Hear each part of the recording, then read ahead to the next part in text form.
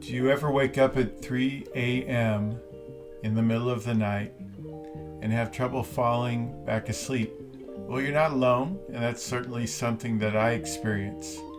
And we're going to give you 2 words that are going to be the key to falling back to sleep.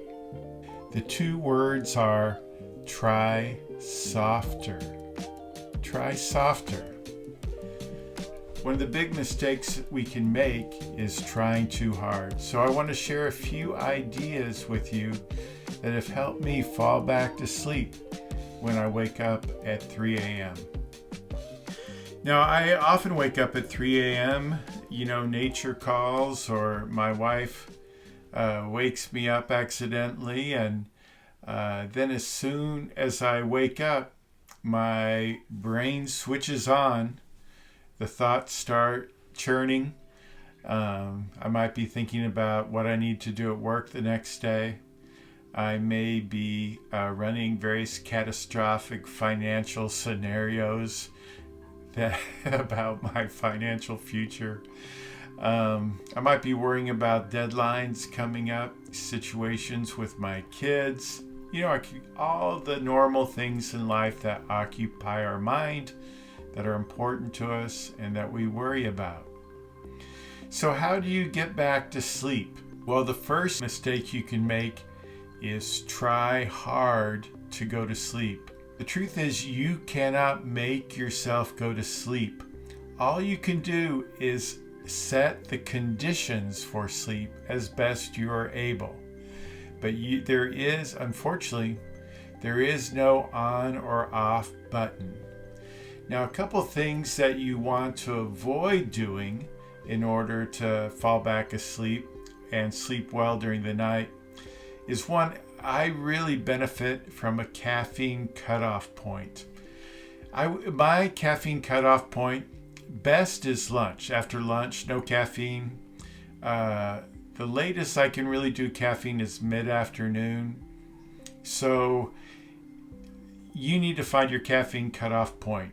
If I have caffeine for dinner or after dinner, it's going to reduce my success of falling asleep and staying asleep, and when I wake up, being able to fall back to sleep. So find your caffeine cutoff point. That's number 1. Number 2, when you do wake up at 3 a.m., do not reach for screens. Do not reach for your phone. Do not reach for your laptop. That is going to keep you awake. If for some reason you just cannot resist the urge to grab your phone or to get on the internet, then what I would recommend is watch some kind of soothing, non-stimulating video on YouTube. There's white noise videos with video you can watch with it that is kind of soothing and non-stimulating. There's things I watch that there's different kind of like DIY, do-it-yourself kind of things that are really methodical, step-by-step, quiet. Those can work for me. There's even a channel I watch sometimes called SB Mowing, where you actually watch a guy mow lawns. I don't know why I like it, but for some reason I do, and actually millions of other people do too. The guy's making a fortune off these lawnmower videos. Why do I never think about these money-making ideas? But anyway, so if you're going to do it, do something along those lines. But best thing is really avoid the screens. For me, screens just do not work. So what do you do? Let me throw in a third thing you don't want to do. This is a unique type of torture that I sometimes put myself through. I get up at 3 a.m. Then a little bit later, I look over at my alarm clock and it says 3:15. And then I calculate, I usually get up around 5. So I start thinking, so if I fall asleep right now, I'll get an hour and 45 minutes of sleep. Then A few minutes later, okay, if I fall asleep right now, I'll get an hour and 35 minutes of sleep. If I fall asleep right now, I'll get an hour and 10 minutes of sleep. If I fall asleep right now, I'll get 57 minutes of sleep. I need to fall asleep right now. That is the worst. So don't do that. If you can just turn the clock the other way, because clock watching is not going to help you fall asleep. So you're saying, okay, Chris, you're giving me all these bad ideas. Give me some good ideas. Okay, here you go. Okay, relax. Deep breath. And that might be a good place to start is your breathing. Just a few deep breaths can really reset your system.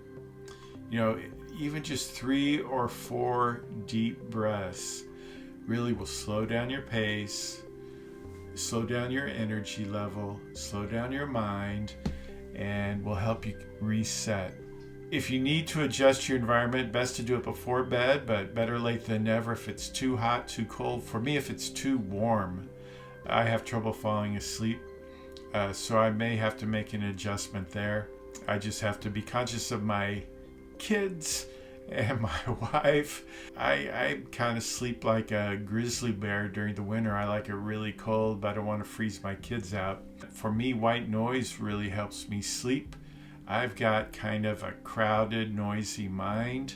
The right type of white noise, where it's a steady white noise, what that does is it engages that part of your mind that is scanning and monitoring and looking for things to be worried about. A steady noise keeps re-engaging it. It's kind of like having an activity on the back burner of your brain that keeps it occupied but doesn't stimulate it or jar it. I like nature noises, like a steady. I don't like waves because it goes back and forth. But I like river noises. I like gentle rain. Sometimes I like rain with thunder for some reason. I also like deep academic brown noise, that's called. I really enjoy. I enjoy green noise sometime. And I actually have a folder in my YouTube where I keep these videos. And then I always play the ones with black screens so that there's no light coming from the screen. Sometimes, life is exhausting, and I have a thought during the day, boy, I would love just to be able to be quiet and relax. And I tell myself, here's my chance. Here's an opportunity just to relax, be quiet. I like a weighted blanket. That's another thing that helps me. I have some kind of sensory needs, so that weighted blanket, for some reason, makes all the difference to me. And I also use a CPAP. And when I discovered that I had severe sleep apnea and started using a CPAP, that changed my life. I realized for the first time, everybody doesn't wake up every 10 or 15 minutes. You could actually sleep through the night. And then the final big issue that we often face, or I face, is a racing mind with all the different things that you're concerned about, distracted by, thinking about.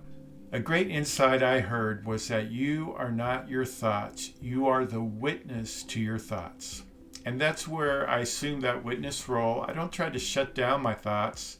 I don't try to argue with my thoughts. I just observe them as a witness. Sometimes I'll even make observations like, wow, my brain is really bringing up this situation over and over. It seems really worried about this. And most of the time, I fall asleep. Well, I always fall asleep eventually, sometimes immediately, sometimes it takes a little while. But the other important thing is that I'm resting. Even if I haven't fallen asleep, I've brought myself into a relaxed, resting state.